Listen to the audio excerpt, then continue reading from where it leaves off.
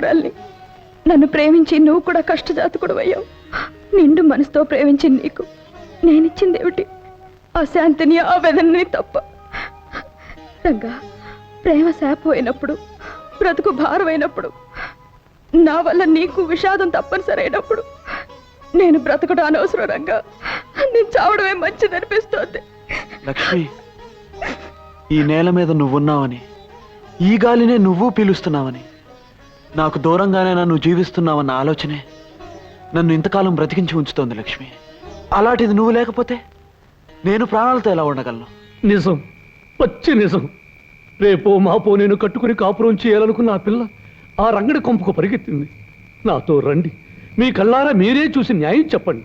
వాడు చేసిన తప్పుకి ఆ రంగడిని ఊరి నుంచి వెలేయండి. పదండి, పదండి, మీ కళ్ళారా మీరే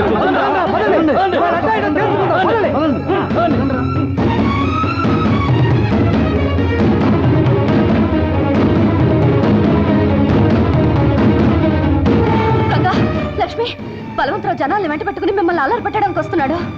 అలాగా? లక్ష్మి, నువ్వు వెంటనే బయలుదేరు. రంగా, వాడి సంగతి నేను చూసుకుంటాను, నువ్వు వెళ్ళు.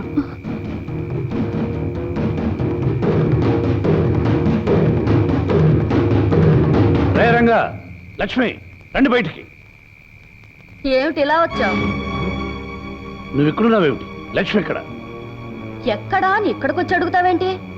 లక్ష్మి వాళ్ళింటి దగ్గరే ఉంటుంది. అబద్ధాల సత్యవతి, నువ్వు అబద్ధం చెప్పే లాభం లేదు.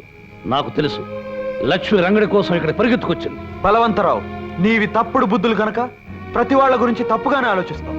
ఏమయ్యా పెద్ద మనిషి, మమ్మల్ని అందరినీ అర్ధరాత్రి నిద్రలోకి తీసుకొచ్చావు. ఆ లక్ష్యం ఎక్కడ ఉంది? నువ్వేదో ఊహించుకుంటే ఎట్టాగయ్యా? అయ్యో రామా, మీకు ఈ విషయం తెలీదా? ఈ పాడు మనిషికి పేడకల రోగం ఉంది. అర్ధరాత్రి లేచి అరుస్తాడు, నిద్దట్లో గెంతుతాడు, ఒక్కొక్కసారి పిల్లి మొగ్గలేస్తాడు, 10 మందిని నిద్రలేపి కరుస్తాడు. మీరెందుకయ్యా నిద్ర చెడగొట్టుకుని రావడం?